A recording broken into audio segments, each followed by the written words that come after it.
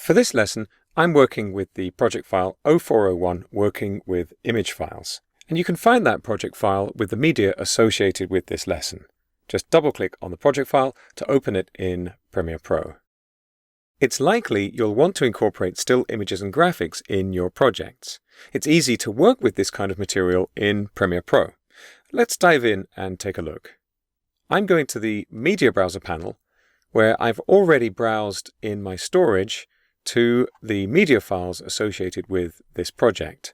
But what I'm really interested in is this folder full of 1280 by 720 photos. I'm going to double-click to open up that folder, and let's choose one of these. I'll right-click on the photo I want and choose Import.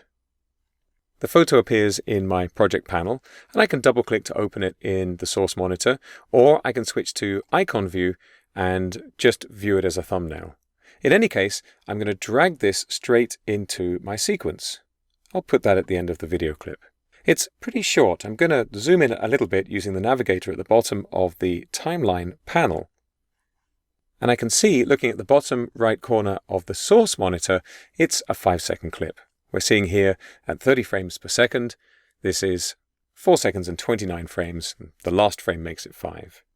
To change the duration that a still image plays for, you can click on the end of the clip and drag to any length you like. You'll notice, if I just hold on to the mouse button for a moment, I'm getting an indication of how much I'm adjusting the duration and what the new total duration will be. I'll just click to line up the playhead so we can see the image in our sequence.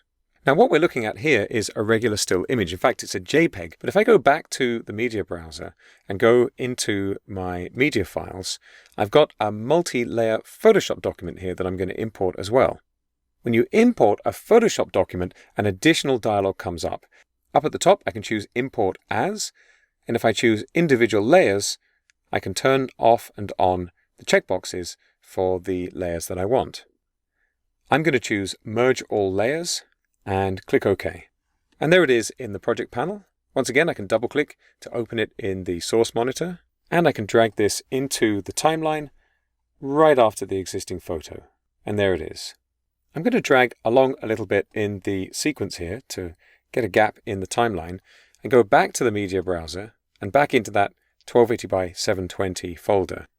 I'm going to select the rest of these photos. I'm just holding the Shift key down to make a list selection, and I'm going to drag them straight into the sequence from the media browser, all 4 of them. When I do that, you'll notice back in the project panel, all of those photos have also been added to my project. Like all of the images we've imported so far, these have a 5-second duration. So I'm going to undo and undo again, so they're no longer in the project. And I'm going to make a change to a preference. Here in Windows, I'm going to go to the Edit menu and choose Preferences and Timeline. This would be under the Premiere Pro menu in macOS. Here in this preference, you can see I've got the option to specify the default still image duration. I'm going to set this to 2 seconds, and I'm going to click OK. Now I'm going to go back to the media browser. I'm going to take those 4 images and pull them in again, and right away you can see they now have a 2-second duration. Remember, of course, you can change the duration to anything you want, but this can be a useful workflow if you've got a lot of images to work with. Importing image files is the same as importing video clips. The main difference is that Premiere Pro needs to know how long to play them for. You can edit them into sequences and work with them just as you would any other clip.